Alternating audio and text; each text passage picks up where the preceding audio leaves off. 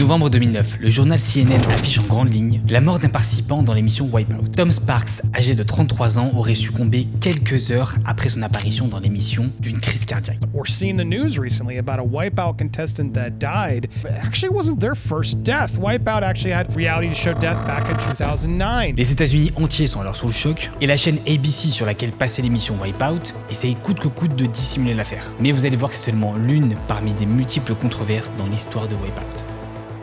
Salut les amis, j'espère que vous allez bien. Aujourd'hui, on va parler d'une émission qui vous a sûrement marqué, parce qu'il faut être honnête, c'est l'une des émissions les plus populaires de ces dernières années, de par les moments hilarants où on a pu voir des cascades complètement folles, par bien sûr de Total Wipeout, l'un des jeux d'obstacles les plus connus. Bon, vous allez voir aussi qu'il y a eu pas mal de controverses liées à tous ces jeux-là, déjà de par sa dangerosité. Plein de participants en sont revenus blessés et plein d'autres carrément en sont morts. Vous allez aussi voir que parfois la production nous dit des trucs un peu choquants, donc installez-vous bien et prenez des popcorn parce qu'on va voir toute cette histoire ensemble. Alors pour comprendre tout ça, il faut revenir le 24 juin 2008 aux États-Unis, où un certain Matt Kunis va créer l'émission Wipeout. Alors il faut savoir que c'est pas n'importe qui, vu que c'est le gars qu'on surnomme le roi de la télé-réalité aux États-Unis. Et pourquoi est-ce que vous allez me demander? Ah non, en fait c'est juste le mec qui a créé pratiquement tous les jeux de télé-réalité que vous avez pu voir à la télé. Je parle par exemple de Fear Factor, Apprendre ou à laisser, ou même Big Brothers. Et c'est donc lui aussi qui a créé Wipeout, ça s'appelle comme ça aux US et en France c'est devenu Total Wipeout, avec la participation de la chaîne ABC, sur laquelle l'émission était diffusée. Pas mal d'entre vous connaissent déjà le jeu, mais pour résumer rapidement, c'est un jeu télévisé qui va consister à mettre en scène des participants qui vont traverser un jeu d'obstacles, considéré bien sûr comme le jeu d'obstacles le plus grand au monde. Attends, mais Wipeout là, ça ressemble pas à autre chose? Genre un truc au Japon, où il y a aussi d'autres personnes qui doivent traverser un parcours, et d'ailleurs eux aussi ils vont se casser la gueule et ça va faire des séquences assez drôles. Effectivement, si vous êtes posé cette question, je vous fais un check virtuel parce que vous êtes sur la bonne direction. En réalité, c'est une totale copie des différents jeux télévisés japonais, comme par exemple Tekashi Castle, Sasuke ou Unbeatable Bazooka. Et donc le petit Matt, dès le début, il va rentrer dans les controverses. Et des controverses assez sévères, parce qu'il va pas demander aux Japonais s'il a le droit de copier leur jeu. Non, lui, c'est juste survie, comme ça, comme s'il prenait le dernier yaourt qui restait à la cantoche. Ah, tu peux me rajouter un petit supplément plagiat, s'il te plaît? Merci, c'est excellent. Sauf qu'évidemment, les Japonais ont pas du tout aimé, du coup, ils ont accusé la chaîne ABC de les avoir plagiés. Non, moi en fait je me suis inspiré de mon propre jeu, un Fear Factor, et j'ai essayé d'ajouter un peu de vidéo gag dedans. Bon, il a quand même assumé que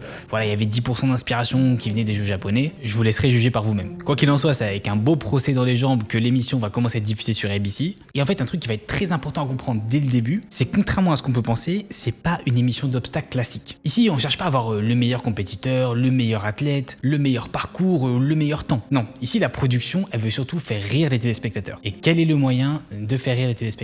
C'est premièrement d'avoir des participants avec une énorme personnalité, et deuxièmement ces participants qui vont se gamelle avec un pied qui part à gauche et la tête à droite. Ce qu'ils veulent en fait, c'est que le téléspectateur soit en mode ah ouais, ça c'est le bodybuilder qui est beaucoup trop baraque pour faire le parcours, ou ça c'est le cowboy un peu fou. Donc vous voyez un peu ce genre de stéréotype. We're not looking for the uber athlete. Now, if you are an uber athlete, that doesn't mean you won't get on the show, because we do want a mix of people, but you don't need to be. You could be a grandmother, you could be you could be someone that's never done a mud race before, you can be someone that's never been athletic before. Donc voilà, vous avez compris, ce que Matt veut faire, c'est un mélange entre Fear Factor et vidéo gag. Et déjà, ça va se remarquer aux commentateurs qu'il va sélectionner. Parce qu'en réalité, les commentateurs sont des comédiens et des scénaristes comiques. Parce qu'évidemment, pendant 40 minutes, ça va être difficile d'improviser des blagues sur un parcours d'obstacles. Donc je savais pas, mais en fait, en faisant mes recherches, je me suis rendu compte qu'il y avait un énorme travail d'écriture sur les différentes punchlines qu'il va y avoir. We put together a staff of comedy writers, not just, people who write reality TV. Et donc aux États-Unis, les commentateurs, ça va être un duo comique de John Henson et John Anderson. Et aujourd'hui, c'est John Cena qui présente Wipeout. De toute façon, aux États-Unis, si tu veux devenir commentateur et que tu t'appelles pas John, c'est mort. Je pense qu'il faut changer de prénom. Donc le fonctionnement de l'émission est très simple. Il y a la production qui va sélectionner des participants. Donc ils vont passer un casting, que ce soit par téléphone, en physique ou même sur Zoom, en téléconférence. Today at ESPN Zone, as you can see, there's people flying in from all over the US to have the opportunity to be on the show.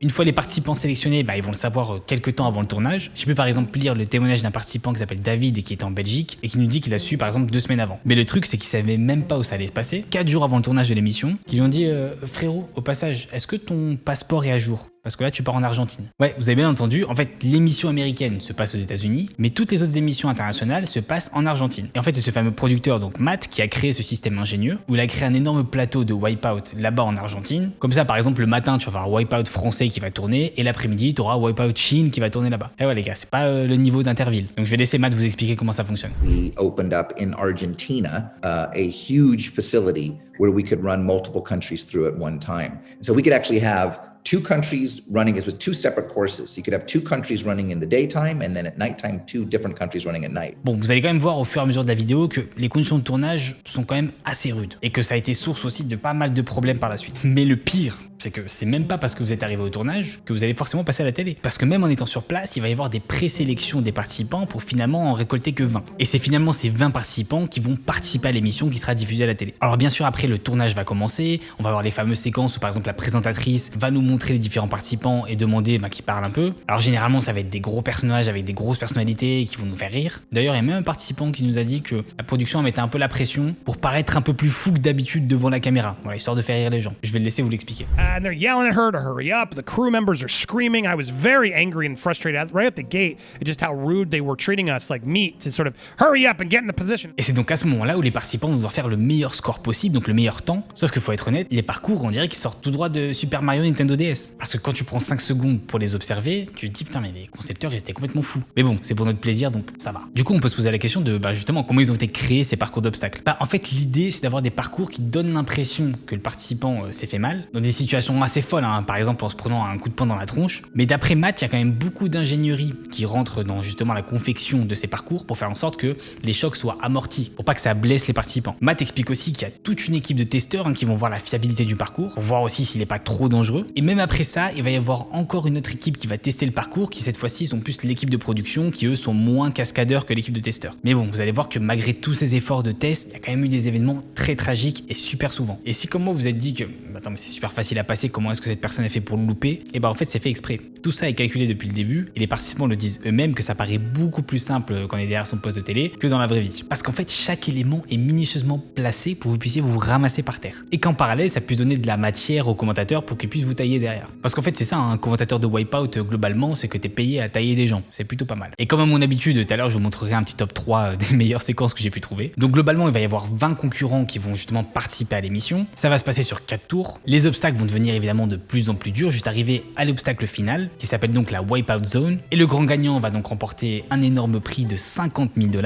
Et alors quand l'émission est sortie au début aux US, ça a fait un carton monumental. En fait pour vous dire, donc en 2008 quand c'est sorti, c'est devenu l'émission la plus vue aux États-Unis parce qu'en fait c'était du jamais vu à la télé américaine, contrairement aux japonais. Mais c'est vrai que quand même à l'époque il y avait à peu près 10 millions de téléspectateurs à chaque fois qu'il y avait une émission, c'est quand même fou. Et elle a explosé toute sa concurrence. Il y avait à l'époque Incroyable Talent qui passait, il y avait aussi la Nouvelle Star, je parle bien sûr des versions américaines, mais du coup tout ça a été battu. Donc en fait de 2008 à 2014 il y a une nouvelle saison chaque année avec en moyenne une quinzaine d'épisodes. Ensuite il y a eu une petite pause pendant un moment puis après c'est revenu. Et la raison pour laquelle ça a aussi bien marché aux États-Unis, comme je l'ai dit déjà, c'est que c'était du jamais vu. Il y avait cet effet de spectacle avec des chutes ultra drôles. Et comme je vous l'ai dit aussi, il y a le truc qui est bien calculé par la production où ça vous donne l'impression que le parcours d'obstacles est assez facile. Donc du coup il y avait énormément de participants, enfin d'Américains du moins, qui voulaient y participer. Ce qui était par exemple pas le cas quand j'avais fait les recherches sur l'émission de Pimp My Ride. D'ailleurs si vous l'avez pas vu, je vous mettrai le lien au-dessus et en description. Maintenant on arrive donc au fameux top 3 des moments les plus drôles. À commencer par un qui risque de vous faire mal, surtout si vous êtes un mec. Now spring himself into the wipeout zone.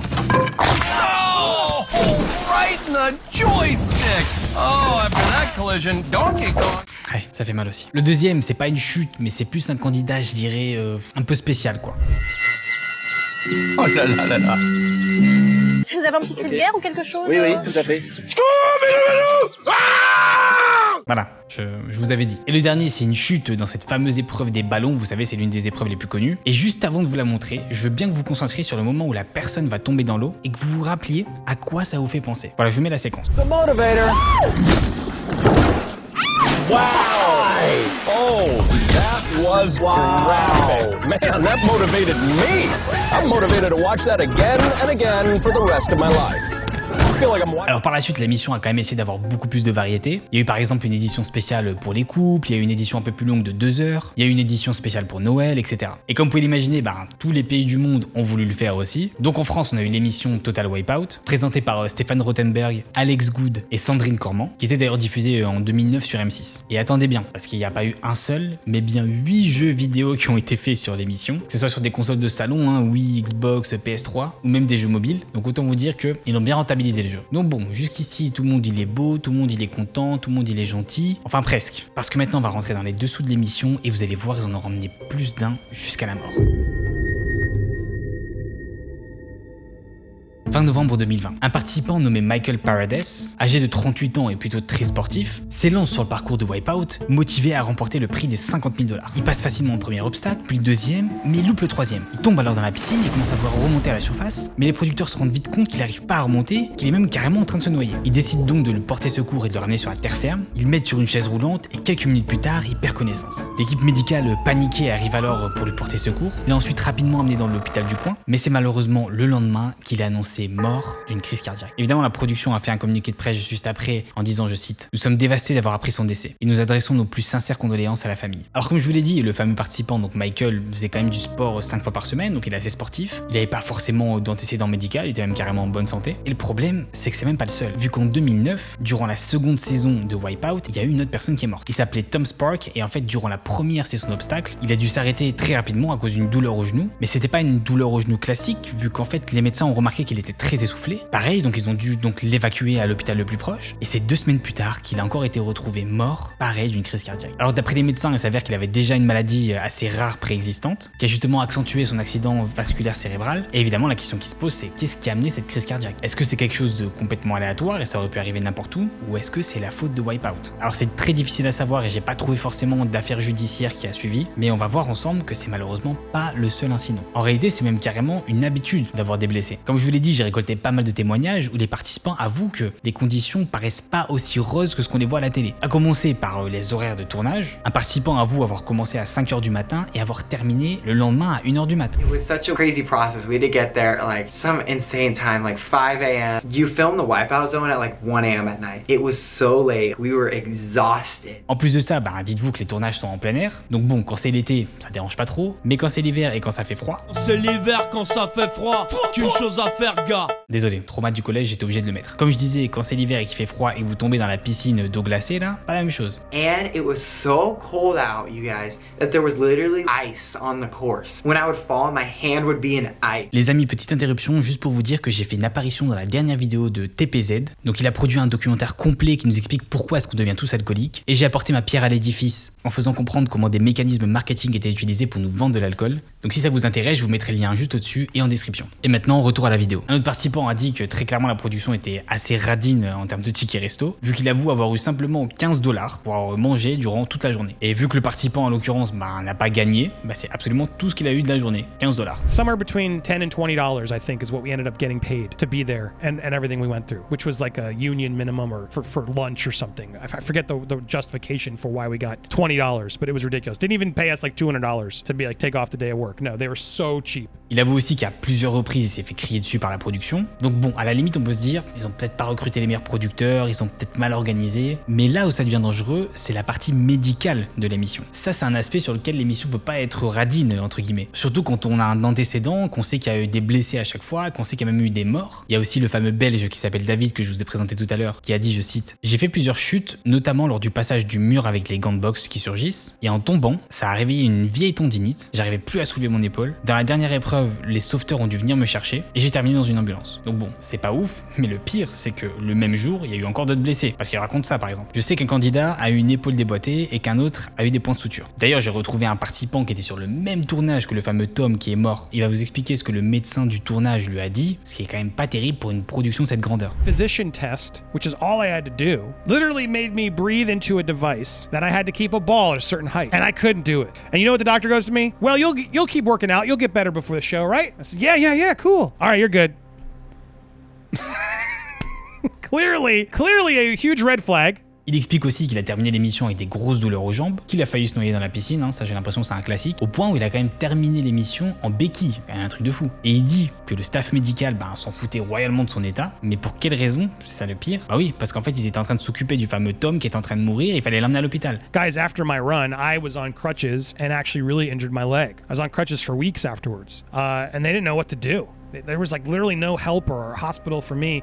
And I realized after the fact, the reason why there wasn't anyone for me was because Tom was in an ambulance going away. Bref, je vais m'arrêter là parce que j'ai récolté encore plein de témoignages, des gens qui se font des bleus, des gens qui arrivent plus à respirer. Donc là, on peut se dire, attends, mais Matt là, le fameux producteur génie de l'émission, il nous avait pas justement dit que l'émission était rudement testée, avec des testeurs, avec de l'ingénierie spécifique? Bah, dans ce cas-là, comment ça se fait que dans la session où il y avait David là, donc le Belge, qui, vous êtes d'accord avec moi, est une émission totalement classique, prise un peu au hasard, dans cette émission, il y a quand même eu 3 blessés d'après David. Et ben encore une fois les amis, l'objectif de l'émission, c'est d'avoir des cascades drôles à montrer aux téléspectateurs. Mais bien évidemment, ce qui est mal pris en compte, c'est les conséquences de ces cascades. Parce qu'évidemment, les participants sont pas des cascadeurs pros, donc ils savent pas comment réagir. Et quand les obstacles t'envoient faire un triple salto arrière, c'est compliqué de pouvoir retomber sur ses jambes, quoi. It is a brutal hit. And yes, it's soft, but no. That hit, I saw stars. I saw stars in that hit because you're so out of breath, moving, and then immediately, look at that. I fell so deep in that water, you'd be surprised.